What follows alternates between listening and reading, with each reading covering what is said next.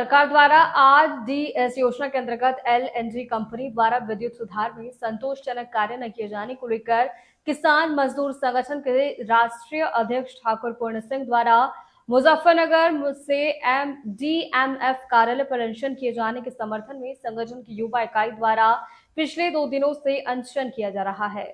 सहारनपुर जिला मुख्यालय पर पिछले 2 दिनों से अनशन किया जा रहा है। आज युवा इकाई के जिला उपाध्यक्ष प्रिंस राणा महेशपुर ने कहा कि जब तक मुजफ्फरनगर आंदोलन जारी रहेगा तब तक वो भी अनशन पर बैठे रहेंगे। आंदोलन कर रहे संगठन लोगों ने अधिकारी के साथ सरकार पर निशाना साधा है। सरकार में सबसे ज्यादा भ्रष्टाचार है। पिछले 2 दिनों से यहाँ पर बैठे हैं, किसी भी अधिकारी में शुद्ध नहीं दी कि सब लोग अपनी लंबी लंबी कारों में उतरकर अपने कार्यालय में चले जाते हैं। किसी ने भी हमारी समस्या को समाधान करने का नहीं सोचा। अधिकारी मौज मार रहे हैं। बिजली विभाग के अधिकारी लगातार किसानों पर शोषण कर रहे हैं। जब रंग डिजिटल मीटर लगाए जा रहे हैं तो पहले जो बिल 300 रुपए आता था तो अब वो 3000 के पास जा रहा है। ये किसानों के साथ शोषण नहीं तो और क्या है। शिकायत करते हैं तो कोई सुनने वाला नहीं है। जिले के अधिकारी जल्द समस्या का समाधान नहीं किया गया तो अधिकारी के लिए ठीक नहीं होगा। क्या नाम आपका? हमारा नाम प्रिंस राणा महेशपुर है। किसान मजदूर संगठन में जिला उपाध्यक्ष हैं। कब से बैठे आप? हम कल से यहाँ भूख हड़ताल पे बैठे हैं और कल से लगभग 12 बजे धरना हमने शुरू किया था और कल से अब तक हमने अनशन करने का कार्य नहीं करा। अपनी समस्याओं को लेकर किसान संगठन के नेतृत्व में यहाँ पर हम डीएम साहब के दरवाजे पर बैठे कि किसान संगठन की मांगों को वो पूरा करने का कार्य करें और डीएम साहब आग मिचौली का जो खेल करे अधिकारी किसानों के साथों से वो बंद करने का कार्य करें। किस बात को लेकर बैठे आप यहाँ पर? देखो बात बहुत है, मुद्दे बहुत हैं। ये देशी अधिकारियों ने मुद्दे का दूसरा नाम बना लिया। हमारा सीधा सीधा कहना है अधिकारियों से कि बहुत दिन हो गए उन्हें लाल लपेट मारते हुए। देश के अंदर बड़े बड़े घोटाले हो रहे, देश के अंदर भ्रष्टाचार फैल रहा। जो बड़े बड़े अधिकारी हैं वो ठेकेदारों के साथ मिलकर घोटाले करने का कार्य कर रहे। एक सरकार योजना लेकर आई आरडीएस, उसके अंतर्गत अधिकारियों ने मिलकर ठेकेदारों के साथ बड़ा घोटाला करने का कार्य किया और उस घोटाले के अंदर लगभग 250 करोड़ रुपए का अनुमान है कि उन्होंने अधिकारियों ने मिलकर ठेकेदारों के साथ घोटाला किया। घोटाला क्या है? क्या घोटाला ये है कि हमारे मंडल में लगभग 400 से 500 करोड़ रुपए की योजना सरकार लेकर आई थी।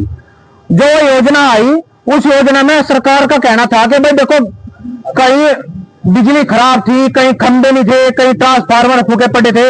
उन सब समस्याओं को देखते हुए सरकार ने कहा कि भाई जितने भी पुराने केबल हैं, तार है, वो सब बदले जाएंगे। उन के लिए जो पब्लिक के नहीं, वो जंगल की भी योजना थी और ग्रामीण क्षेत्रों के लिए भी थी। लेकिन उसमें ऐसा हुआ कि जो ठेकेदार थे उसका टेंडर एलएनटी कंपनी पे था। एलएनटी कंपनी ने उसमें बड़े मात्रा में घोटाला करने का कार्य किया और कहीं ना कहीं किसानों को इस देश के साथ छल करने का कार्य किया।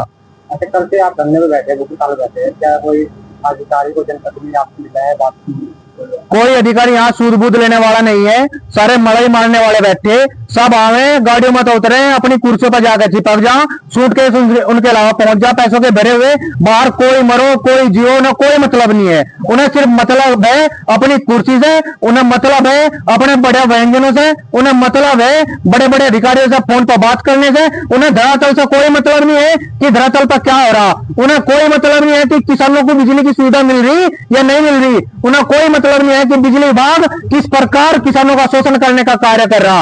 आज जो ग्रामीण क्षेत्रों में मीटर लग रहे वो पागल हो रहे, वो बहुत ज्यादा रीडिंग निकालने का काम ग्रामीण क्षेत्रों में करें।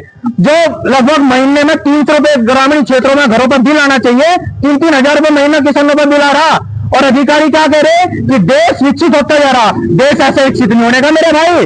देश विकसित होगा जब इस देश का किसान विकसित होगा, तब जाकर कहीं ना कहीं देश प्रगति की तरफ बढ़ेगा। ये देश 80% किसान अन्नदाताओं का देश है और अगर इस देश के अन्नदाता परेशान रहेंगे तो कान खोल कर सुन ले अधिकारी, इनका इस देश के अंदर भरण पोषण करने वाला कोई नहीं पाने का। पूरे मामले का कराया हमारे राष्ट्रीय अध्यक्ष ने पूरे मामले की जानकारी लेकर आज से लगभग 1.5 महीना पहले प्रेस कॉन्फ्रेंस करी थी मुजफ्फरनगर कलेक्ट्रेट पे और वहां पर उन्होंने डीएम साहब को अवगत कराया कि जो एलएनटी कंपनी है, जो आरडीएस योजना आई थी, इसके अंतर्गत इन लोगों ने घोटाला करने का कार्य किया।